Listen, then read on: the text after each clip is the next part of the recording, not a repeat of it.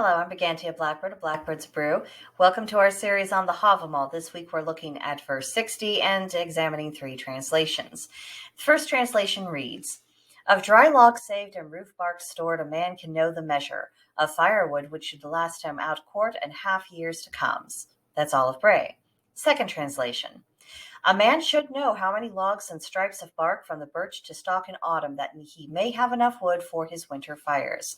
That's W.H. Auden and P.B. Taylor. Now, our last translation comes from the Cowboy Havamal.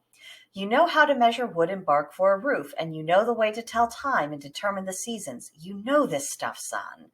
And that is Dr. Jackson Crawford. Today's verse is about using one's intelligence and experience to plan ahead, either literally preparing for the winter or using this principle and making appropriate provisions in anticipation of other challenges that you see coming on down the road. Now, in modern times, experiencing the winter has become mostly routine, but as many people are experiencing economic difficulties worldwide, and we have more people struggling to keep warm and just ensuring that they have food on the table, this survival, it used to be routine for many of us in the developed world, but now many people are dealing with uncertainties, some for the first time in their lives. We've had a wake-up call, and taking it for granted that we'll just have abundant resources or that we'll have the energy and time to take care of ourselves, I think that's pretty foolish. The powers that be, they don't care about your welfare, they don't care about mine, in any sense of the term, and that is evidenced by their actions. So we cannot rely on them keeping the system going to make sure that we have the right conditions we need to thrive or survive.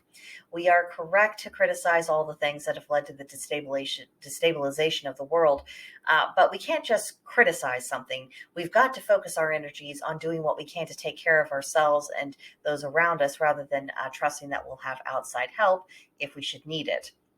Now, if ever there was a moment to embrace independence and self-reliance and start exercising good judgment, now is that time. We can learn how to manage on less. We can learn how to be more discerning with our use of resources, and we can learn to adapt to changing circumstances. And in the coming years, I suspect many people will have a greater appreciation for the difference between wants and needs, and they will see more value in making sure that you worry about your needs and you place less emphasis on your wants. We'll need to be honest with ourselves, learn to tell ourselves no more often about some of our wants. It's not easy or fun, especially since, most of us have enjoyed relative prosperity. But if we can do it, we can do this. If we tell ourselves to do it, it's just a question of, are we going to exert the proper amount of willpower? But more than anything else, I think this verse is about having command over yourself and choosing to make good decisions that reflect sensible priorities, and just to use your head. Stop making excuses and leave foolishness behind. But that was what I got out of it.